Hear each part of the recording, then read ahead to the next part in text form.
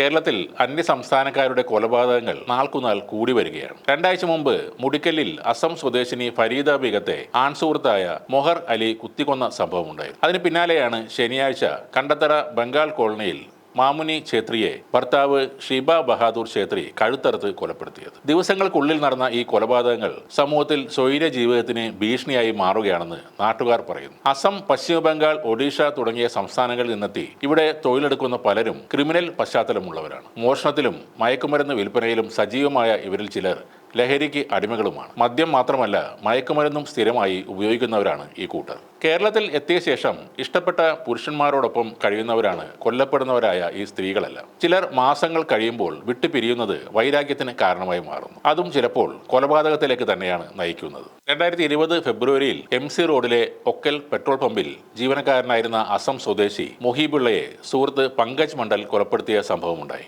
സുഹൃത്തുക്കളായിരുന്ന ഇരുവരും തമ്മിലുണ്ടായ നിസ്സാര കാര്യമാണ് ഈ കൊലപാതകത്തിൽ കലാശിച്ചത്. 2022 കണ്ടന്തറയിൽ വാടകയ്ക്ക് താമസിച്ചിരുന്ന അസം സ്വദേശിനി ഖാലിദ ഖാത്തുനെ ഭർത്താവ് ഫക്രുദ്ദീൻ വകവരുത്തിയിരുന്നു.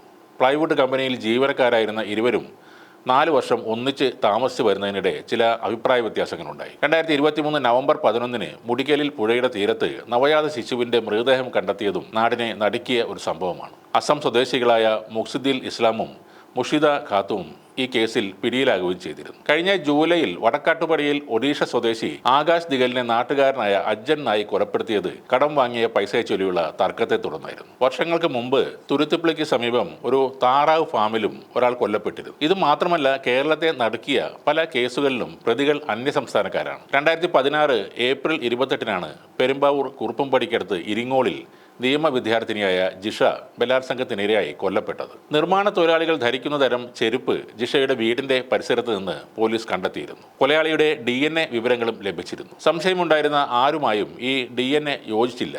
അതോടെ പ്രതി നിർമ്മാണ തൊഴിലാളി തന്നെയെന്ന് പോലീസ് ഉറപ്പിച്ചു. ജിഷയുടെ വീടിന് പരിസരത്തുള്ള ഇതര സംസ്ഥാന തൊഴിലാളികളെ വിശദമായി ചോദ്യം ചെയ്തു. 25 പേരെ കസ്റ്റഡിയിലെടുത്തു. അവരിൽ നിന്ന് പ്രതിയെക്കുറിച്ചുള്ള കൃത്യമായ സൂചനയും ലഭിച്ചു. അങ്ങനെ അമീറുലിനെ തമിഴ്നാട്ടിൽ നിന്നും പോലീസ് അറസ്റ്റ് ചെയ്യുകയായിരുന്നു. 2023 ജൂലൈ 28 സമൂഹം മനസാക്ഷിയെ നടുക്കിയ ആലുവയിലെ അരുംകൊല നടന്നത്. വീട്ടുമുറ്റത്ത് കളിച്ചുകൊണ്ടിരുന്ന കുട്ടിയെ ജ്യൂസ് വാങ്ങിത്തരാമെന്ന് പറഞ്ഞാണ് പ്രതി അസ്ഫാഖ് ആലം കൂട്ടിക്കൊണ്ടുപോയത്. ക്രൂര ബലാത്സംഗത്തിന് ഇരയാക്കിയ ശേഷം കൊന്ന് ചാക്കിൽ കെട്ടി ആലുവ മാർക്കറ്റിന് പിന്നിലെ മാലിന്യ കൂമ്പാരത്തിൽ ഉപേക്ഷിക്കുകയായിരുന്നു. എന്നാൽ അന്ന് തന്നെ പ്രതിയെ പോലീസ് അറസ്റ്റ് ചെയ്യുകയും ഉണ്ടായിരുന്നു. മതിയായ രേഖകൾ ഇല്ലാതെയാണ് പലരും ഇങ്ങനെ കേരളത്തിലേക്ക് വന്നെത്തുന്നത്. അല്ലെങ്കിൽ വ്യാജ രേഖകളുമായിട്ടാണ് പലരും എത്തുന്നത്. ഇന്ത്യക്കാർ പോലും അല്ലാത്ത പലരും ബംഗാളി എന്ന പേരിൽ ഇവിടേക്ക് എത്തുന്നുണ്ട്. ബംഗ്ലാദേശിൽ പല ക്രിമിനൽ കേസിൽപ്പെട്ടവരും ഇതേ ലേബലിൽ ഇവിടേക്ക് വരുന്നുണ്ട്. കർശനമായ പരിശോധനകൾ ഇല്ലെങ്കിൽ ഇനിയും അക്രമങ്ങൾ നടക്കും. കിഴക്കമ്പലത്ത് കിറ്റക്സ് ക്യാമ്പിലെ അന്യസംസ്ഥാന തൊഴിലാളികൾ ഒരു പോലീസ് ജീപ്പിന് തീവെക്കുകയും നിരവധി പേരെ ആക്രമിക്കുകയും ചെയ്ത സംഭവവും ആരും മറക്കാനിടയില്ല. സ്വന്തം നാട്ടിൽ കിട്ടുന്നതിനേക്കാൾ വളരെ ഉയർന്ന കൂലി, സുലഭമായി കിട്ടുന്ന മദ്യവും മയക്കുമരുന്നുകളും, ഇതൊക്കെ തന്നെയാണ് ഇവരെ നമ്മുടെ നാട്ടിലേക്ക് ആകർഷിക്കുന്ന പ്രധാന കാര്യങ്ങൾ.